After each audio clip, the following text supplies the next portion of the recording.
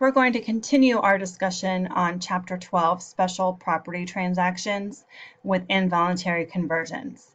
An involuntary conversion occurs when property is destroyed, stolen, condemned, and the taxpayer receives either similar property or proceeds. In this case, we're going to defer the entire gain. However, that replacement property must be purchased for an equal or greater amount than the proceeds that are received from the property that was involuntarily converted. The replacement property must be similar or related in service or use. So this is a little bit more restrictive than the like-kind test.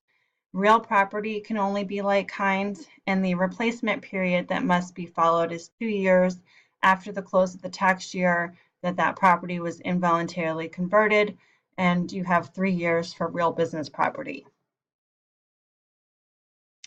The basis of the replacement property will be calculated by starting with the basis of the converted property minus any money that was not used to replace the property, plus any money that was reinvested in excess of the proceeds, plus any gain that was recognized, minus any loss that was received. The holding period of the replacement property is going to include the holding period of the property that was converted. So let's take a look at an example. Alice's business building, with an adjusted basis of $50,000, is destroyed by a fire on October 5th, 2016. Alice is a calendar year taxpayer. On November 17th, 2016, she receives an insurance reimbursement of $100,000 for the loss.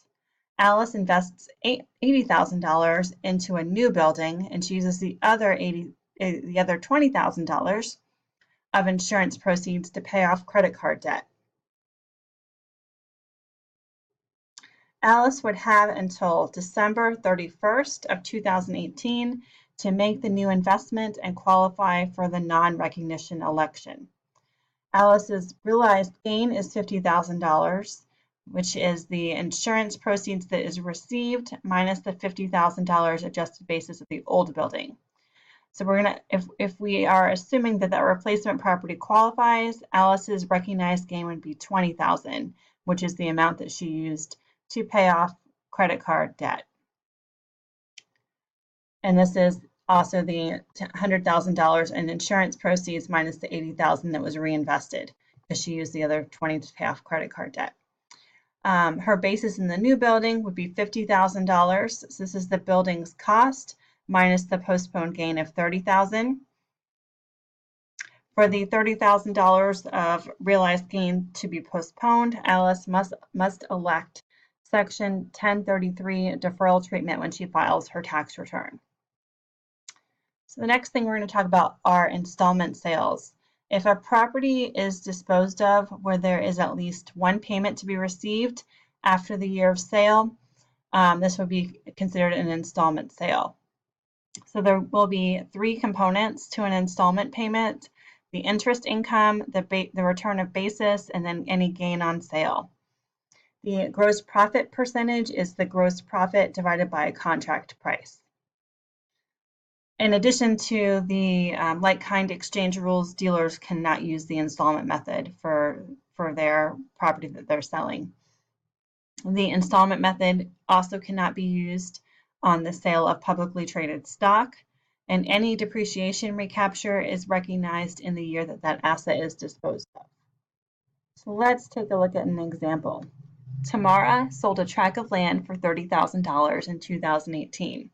The land has a basis of $18,000 and she incurred $2,000 of selling expenses. Tamara received $5,000 down received in 2018 and will continue to receive 5 additional annual payments of $5,000 each. So what is her gross profit percentage on the sale? In order to figure out the gross profit, we're going to have to take the sale price and the basis. So she has a basis of $18,000 plus the selling expenses for a total of $20,000. So we're going to divide $20,000 by the sale price of $30,000. So that gives us 16.66 as the percentage for the cost recovery for the basis of the land plus the selling expenses, which if we subtract the 66.66% from 100%, that would mean that the remaining 33.3% would be gross profit on the sale. So the next thing we're going to talk about is sale of a residence. Married taxpayers can exclude up to $500,000 or $250,000 if we have a single individual of the gain on the sale of their personal residence. This provision is an exclusion, not a deferral of gain. So that excluded amount will never be taxed. In order to qualify for this, the taxpayer must satisfy the following rules during a 5-year period before the sale. The ownership test, they must have owned the home for at least 2 years. And the use test, they must have lived in the home as their main home for at least 2 years. The tests do not have to be continuous. So if they've owned the home for like 5 years, they have to have used that home as their primary residence for at least 2 out of those 5 years. However, that could be like in 6-month increments where they use that property as their home. So that lived-in test does not have to be continuous. This exclusion applies only to one sale every 2 years. If a sale of a home is for health or employment reasons, a reduced exclusion is available for a second sale that's based on the ratio of days owned divided by 720. So the last thing that we're going to talk about are related party losses and wash sales. Losses on sales between related parties are not allowed. Related parties are going to include family members and any entities, any corporations, trusts, partnerships, etc., where an individual has more than 50% ownership. The constructive ownership rules do apply to this as well too. So like if your husband owned a company where he controlled 75% of it, as a wife, that taxpayer would also be considered the owner. The loss disallowance does not affect the basis of the property to the buyer. With wash sales, this rule disallows a tax loss where the ownership of a company is not reduced. A wash sale occurs if essentially the same stock is purchased 30 days before or 30 days after the sale. So this rule is in place to kind of stop people from playing the market and purchasing the same stock at a gain or loss in order to be able to claim either a loss or a gain on their taxes for tax planning purposes. So let's take a look at an example of a wash sale. Bryce owns 200 shares of basic company stock that he purchased for $8,000 3 years ago. On December 28th, 2017, Bryce sold 100 shares of the stock for $2,500. On January 3rd, 2018, Bryce repurchased 50 shares for $1,100. How much of the loss can Bryce deduct in 2018? So Bryce repurchased 50% of those shares that he sold in 2018. So in December, he sold 100 shares, and then in January 2018, he repurchased 50 of those shares.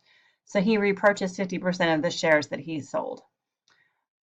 So his original loss is he sold half the shares that he owned, so $4,000 minus the shares that he sold were 2,500, which gives us a loss of 1,500 on his sale from December 28th, 2017.